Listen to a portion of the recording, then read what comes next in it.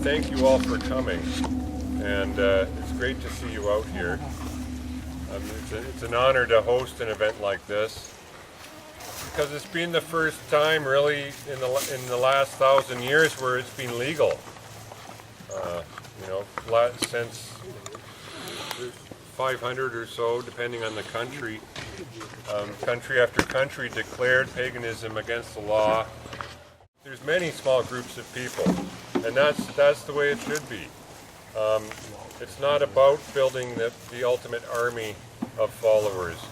It's not about uniting everybody on the same political page.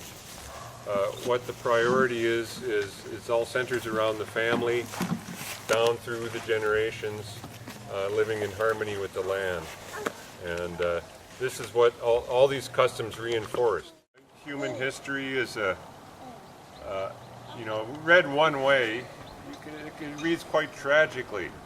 One powerful group steamrolling over another powerful group, ethnic clashes, ideological clashes, war after war, as people fighting, and it's quite tragic when you read about, the rise of urban culture.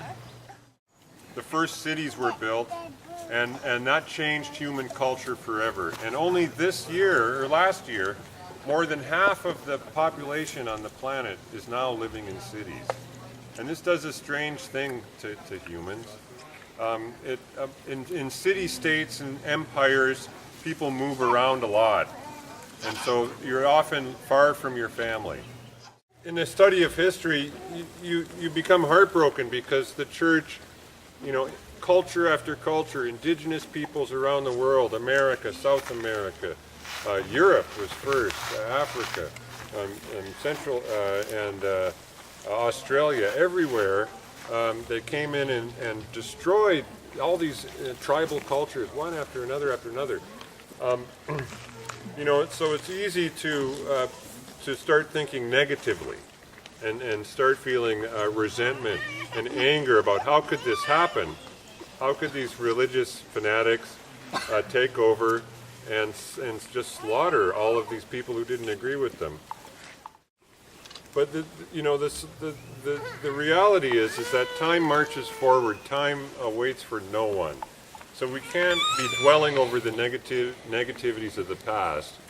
And rather than destroy and criticize that which is wrong and incorrect, we've chosen to build and try and build something positive for our people instead. And so when you take the long view of history, it's, perhaps we might be tempted to think back upon the past wistfully, but that's not what we're doing either. We're not trying to go back to the past. We're really trying to reach and find the ancient wisdom which helped our tribe survive for so many thousands of years, and the wisdom which we lost when we moved to the big city, when we were converted to Christianity. And here, as I was touching on before, the emphasis is on the solidarity and unity of the community, of the family and of the tribe. Cousin Joe, on the one hand, he might be sure the gods exist. He talks to Odin every Wednesday. Whereas cousin Frank over here, he might be a little cynical. Oh, I've never seen the gods before. They never came and talked to me. But that doesn't matter because they're still cousins. Even though they have different opinions, they're still part of the family and the tribe. And together they toast the ancestors and they toast the earth, and their priorities are living in a productive and harmonious relationship with the land so that the future generations will also be able to enjoy life. And so it's not so much a matter of opinion about what you believe.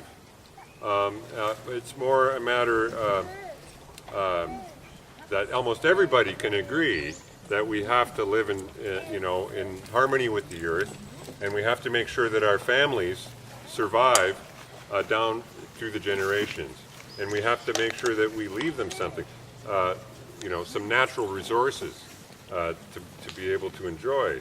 and to support their very lives.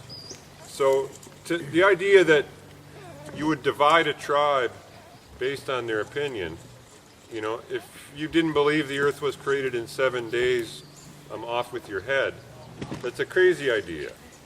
So really it's not, the emphasis at this point should not be on dividing us based on our politics, whether we're conservative or liberal, or whether we're right or left wing, whether we believe the earth was created in 7 days or 24 days or whatever. The emphasis should be on building our community as a living community, because we are the body of spirit. We are the embodiment of spirit. And collectively, when we come together with even something as simple as a toasting rite, we're reminded of that interconnectedness. So, I'm constantly concerned, as an ethnic person, I'm ethnically mostly European, and I'm concerned by all the racial tension and the racial violence and warfare that seems to be ethnically driven between the different ethnic groups. And, I'm trying to look the way forward. There's a way that we can all be unique, and our different cultures can be preserved, and we can live in respect with each other into the future, with all the cultures. We don't have to all be one culture. We can be many, many cultures. And so that's what I'm really aiming for. And I have no great wise words to offer as to how we might do that.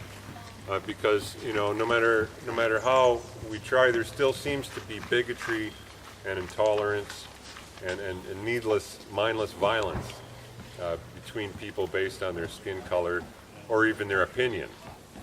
And we founded the Fridhgard Society in order to try and help to bridge the gap between the right wing and the left wing, between the religious and the irreligious, and bring our families back together and unite our families. Oh, tribal mothers, long are your lines. We strive and struggle and persevere ever in your honor. Please accept our offerings. Mother Earth, Erda, we thank you for life.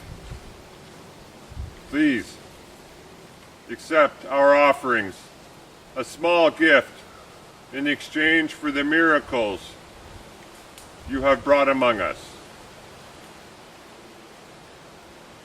Wassel.